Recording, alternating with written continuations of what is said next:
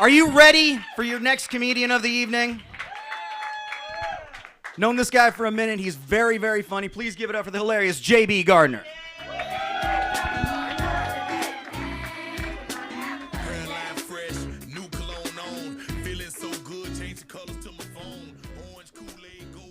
What's up, Covert Cafe, man? How we doing, dude? Nice. I told some people I work with that I'll be doing this. They came. They're seated right here, directly in the front. That's support. If I get nervous, I'll reach out and pet you, Mike. I'll reach out and give you a little rub. There we go. That's support.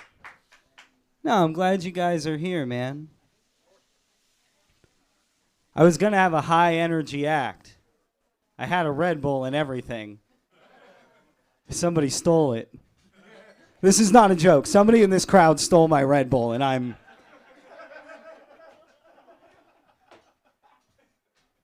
Is that it? For real? That's probably it. You stole it. I work with you, and you stole my Red Bull. Ah. It's still cold. Oh, I'll put it away.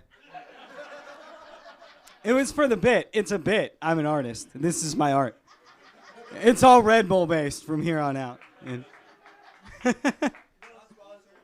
No, all right. Here are some jokes. We'll get down to it. There's a sign, a billboard, really. It's over there. It says, "This is a sign you shouldn't drive high." I love driving by it and being like, too late. It takes 4 blunts to get from here to Salem. Do you guys know that? Do you guys smoke and drive? Or? All right, me neither. Okay. No, I do love smoking weed, though. I love edibles. Do you guys love edibles? Are we an edibles crowd? Yeah, I love edibles, dude. I hate what they've done to them now that it's legal. I hate that they tell you what's in an edible. Like, I wish when you went into a dispensary, there was just a jar full of mystery edibles with a sign on it that said, "Fuck it, let it ride." Like, because I remember when your friend would come over and be like, "Hey, man, I made brownies." And you'd be like, "Well, how strong are they?" And he'd be like, "What?" And you'd be like, "What?" Or, "Okay, all right." And then what did you do? You dove in. You took a handful of brownie and you were either high for an hour or you woke up 3 days later with a grudge. How could you do this to me? I recently went to the doctor's because, not to brag, but I have insurance. Fuck yeah. And I got weighed. It was part of it. I went to the doctor and I got weighed. And it turns out that the last time I had been weighed was before my divorce.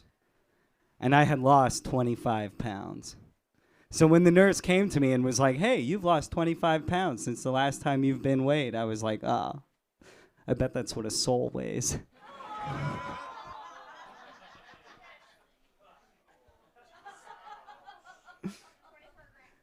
That doctor's office visit was weird. He did that thing where he took that thing, that stethoscope, and he put it on my chest, and he goes, "Breathe in, breathe out." And then he put the stethoscope down, and he stood in front of me, and he folded his arms, which is never a great thing for a doctor to do. And he goes, "How much do you smoke?" And I go, "I don't smoke cigarettes." And he goes, "That's not what I asked." And I said, "Oh, I smoke like 4 to 5 blunts a day." And he goes, "That's 1,800 blunts a year." And I was like, who does math that fast?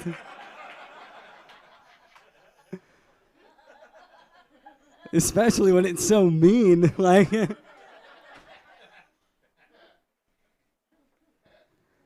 I've been to jail. Anybody been to jail? I knew this was my crowd. I went to jail for 9 months for suspected intranational drug trafficking, or as my lawyer called it, one giant misunderstanding.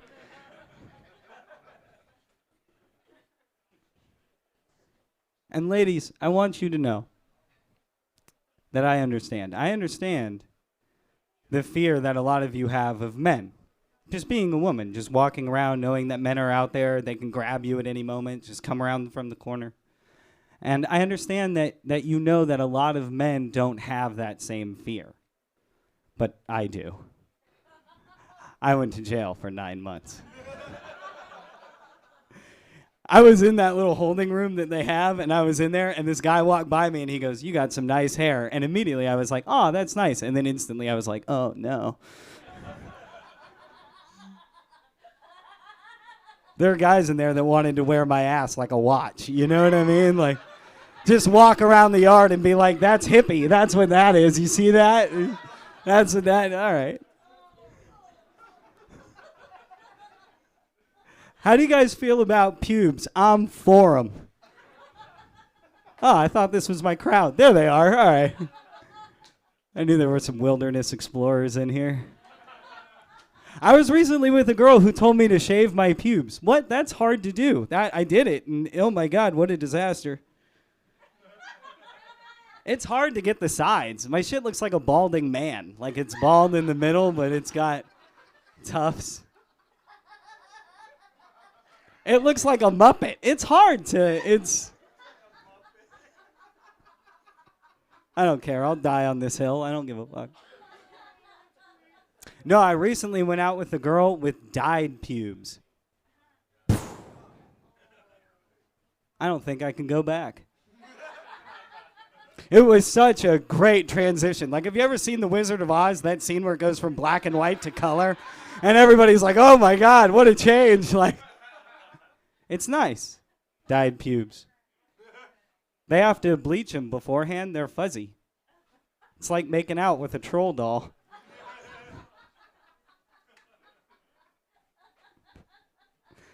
I did come to a realization because I've been dating.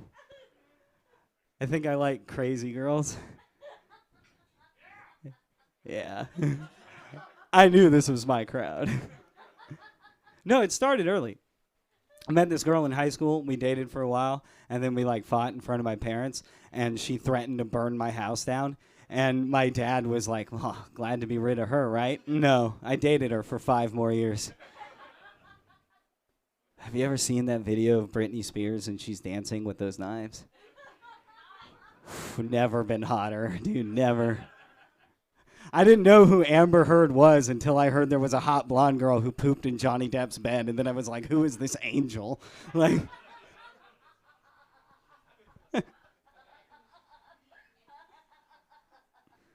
gonna take me away from all this. How long have you guys been together, man? You guys been together a minute? 7 years. You just got married? Oh, congratulations. Oh, man, that's huge. Like, just got married, like, today? Or, oh, like last weekend. Wow. Nice. Is that a long enough time to regret it? Or are we still, we're in? We're in? Are we in? All right. Do you guys know this? I don't think I've ever told you this. I'll tell you why I got divorced. For the rest of you, too.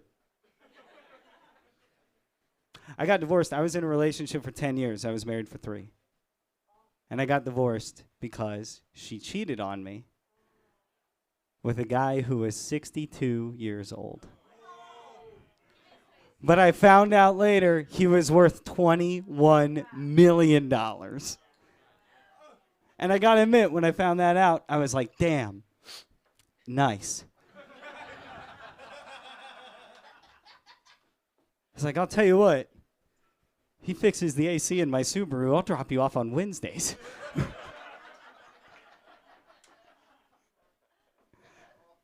I'm dating now. I'll tell you the most embarrassing story, and then I gotta go.